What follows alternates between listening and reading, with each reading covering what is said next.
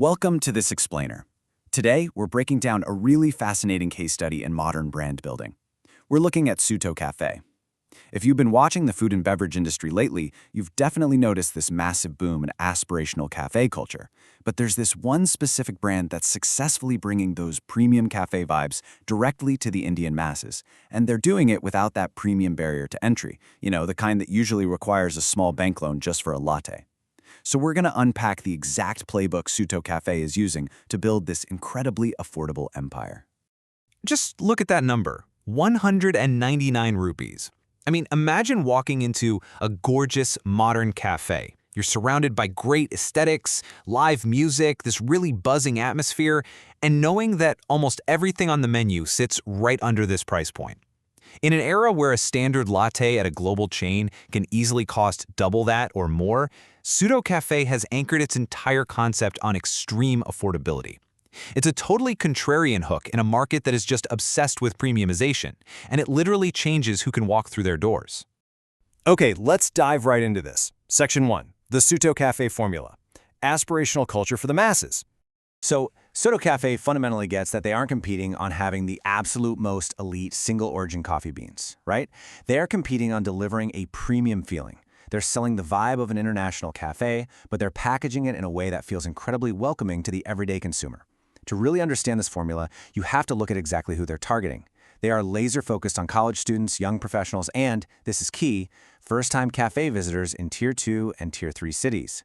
These are highly budget-conscious consumers. What's absolutely brilliant here is that geographical focus. By targeting youth outside of the major metro hubs, they're capturing a massive, hungry demographic that deeply craves international-style social spaces, but simply doesn't want to swallow that hefty metro price tag to get it. Let's see how this builds into their core offer. Section 2, pricing and the product. Penetration pricing makes a holistic experience. You simply can't capture a budget-conscious youth demographic without a product strategy that perfectly mirrors their wallet capacity. Suto has engineered their entire menu and environment around this exact reality, and it brilliantly illustrates the divide in the market right now. Think about it like a giant split. On one side, you have your traditional premium chains. They're expensive, and they heavily market the elite quality of their coffee. On the other side, you have Suto Cafe, totally budget-friendly, but highly focused on the whole social experience. They offer burgers, pizzas, pastas, snacks, and international flavors that are specifically adapted to Indian tastes. They aren't just selling you a cup of coffee, they are selling you the whole shebang, a comfortable seat, Wi-Fi, live music, and a genuinely cool place to hang out. So, the absolutely crucial point here is how they make the math work on all this. It's called penetration pricing. By intentionally offering lower prices than those premium chains, they position themselves as the ultimate value-for-money destination. When your target audience is a college student living on a tight allowance, a low price doesn't just mean a cheaper coffee, right? It means they can afford to visit your cafe 4 times a week instead of just once. This pricing strategy is entirely designed from the ground up to generate massive daily footfall. Okay, so the prices are low, the footfall is high. But how do they actually grow this footprint? Section 3, aggressive franchise expansion, scaling without massive capital. To build an empire on thin margins and high volume, you've got to expand rapidly without drowning in corporate debt. And here is the exact growth loop they use. Step 1, target high-footfall commercial areas and college districts, specifically in Tier 2 and Tier 3 cities where real estate is way more manageable. Step 2, pitch this as a low-investment franchise opportunity to local entrepreneurs. Step 3, execute rapid expansion based on this decentralized capital. By using this franchise-led approach, Suto can scale across the country at just a breakneck pace, all with relatively low capital requirements from the core brand itself. What you really need to take away from this is that Suto actually runs a dual marketing engine. Yes, they market their cheap coffee and great vibes to consumers, but they heavily, and I mean heavily, market these specific benefits to potential franchise investors. They're constantly promoting low investment opportunities, comprehensive marketing support, and high business growth potential. So they basically have to constantly attract 2 distinct audiences, the person drinking the coffee and the person funding the cafe. But once those doors open, how do you keep a high-footfall location packed day after day? Let's get into Section 4, building a youth community, becoming a local hub.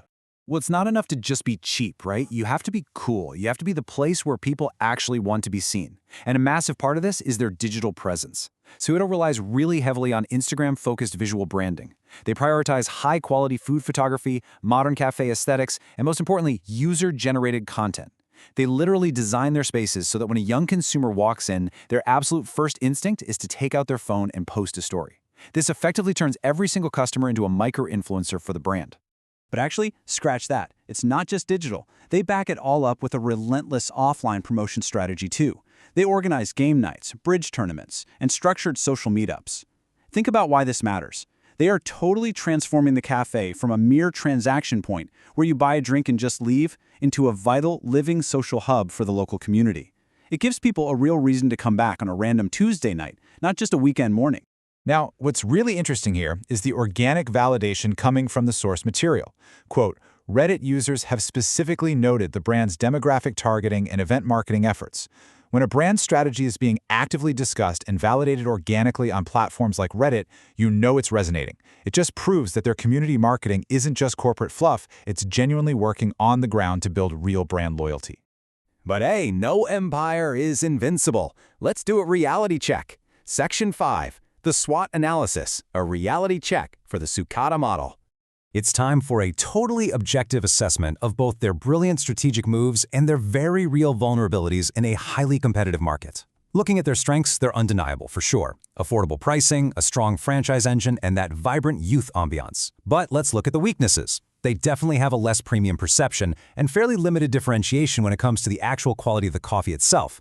And this creates a massive threat. They're going up against established giants like Starbucks and Cafe Coffee Day, and when your entire model is built on low prices, rising rental and operating costs, combined with intense consumer price sensitivity, well, that becomes an existential threat to your margins.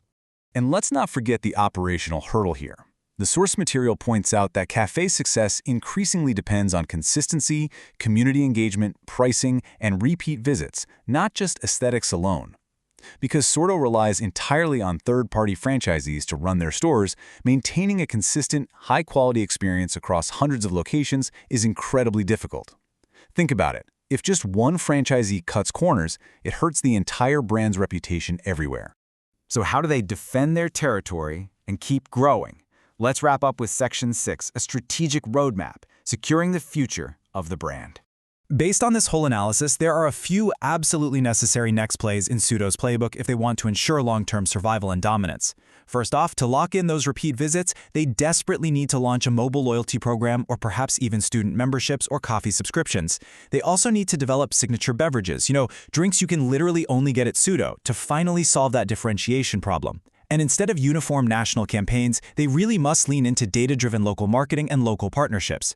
These are the moves that transition them from just being a trendy, cheap spot into a daily, indispensable habit for their consumers. Which brings us to the ultimate question. Can affordable experiences actually survive market saturation? Suto Cafe has brilliantly hacked the mass market desire for premium cafe culture by offering incredible value in non-metro cities.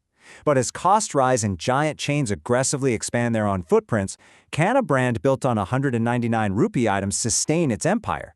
Or will the very model that fueled its rise become its biggest limitation?